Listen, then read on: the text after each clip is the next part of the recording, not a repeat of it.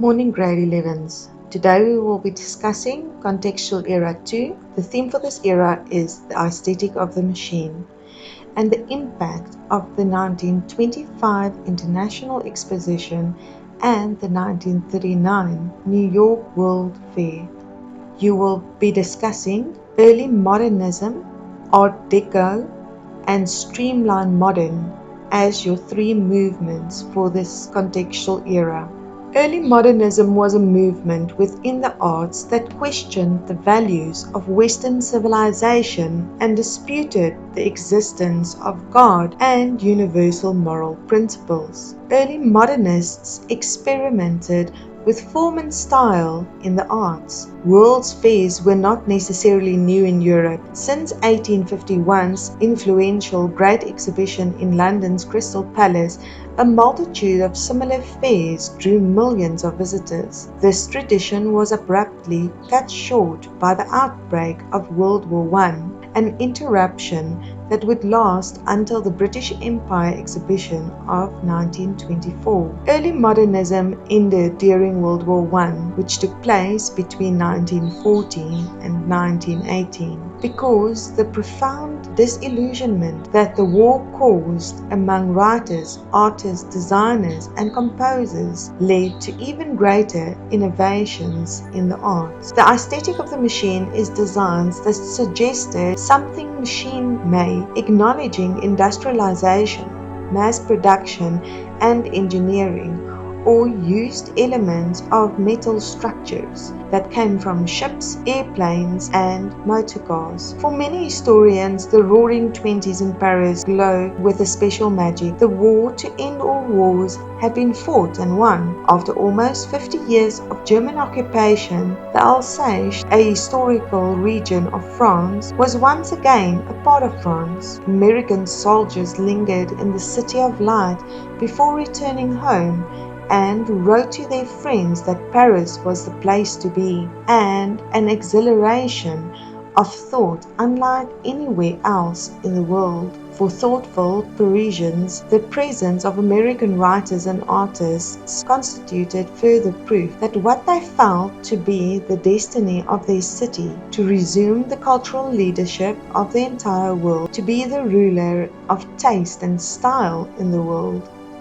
To hold another World Fair which exhibited everything from everywhere was simply too vast an enterprise. The next French exposition would be organized around a particular theme, and they should manifestly advance the interest of French business and government. Therefore, the agenda for the exposition was set to show the world that French taste would once again lead the way in evolving a new international style. Just as French artists and craftsmen had set the standard for taste in the fine and decorative arts since the time of Louis XVI, so post-war Paris would show the world that France was willing and able to find the elements of the emerging style that would be known as Art Deco. Art Deco, despite its innate glorification of and preoccupation with modernity, was not modernist in the strict definition of the term. It was not founded until principles of rationalist engineering and scientific efficiency. Instead, using motifs and symbols of modernity as a decorative statement, though several similar world fairs would follow in subsequent years, including two more in Paris in 1931 and 1937. None would have such a resounding impact as the one which took place in 1925. Time would eventually move past the frenzy of Art Deco that followed the 1925 exposition, giving way to modernism in the wake of the Second World War. But no single event would ever have such a profound effect on global design sensibility ever again. The 1937 World Exhibition was also held in Paris. The event was to showcase the best of the world's contemporary scientific and technological advancements. In 1937, Europe was beset by political crisis. In 1936, the German military violated the terms of the Treaty of Versailles and entered the Rhineland. And by October, Germany and Italy had agreed to form an axis that would set the scene for the Anschluss, a political and economic union between Germany and Austria in 1938.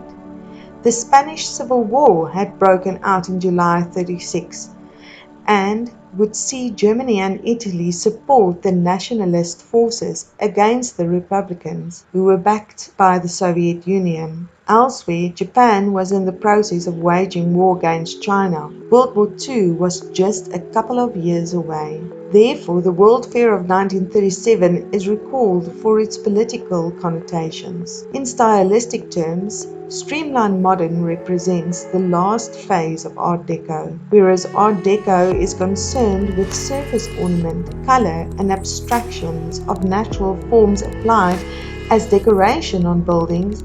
Streamline Moderne is essentially a machine aesthetic focused on mass production, functional efficiency, and a more abstract aesthetic coming from Bauhaus in Germany and the white architecture of Europe, the international style. As the world was transitioning from the exuberance and richness of the Roaring Twenties and into the grips of austerity and self-discipline of Depression-era 1930s, the high-style architects were pushed aside in favor of industrial designers. It is important to understand that during and after World War I, there was a boom in technology and mass production of goods, and materials such as steel became extremely important.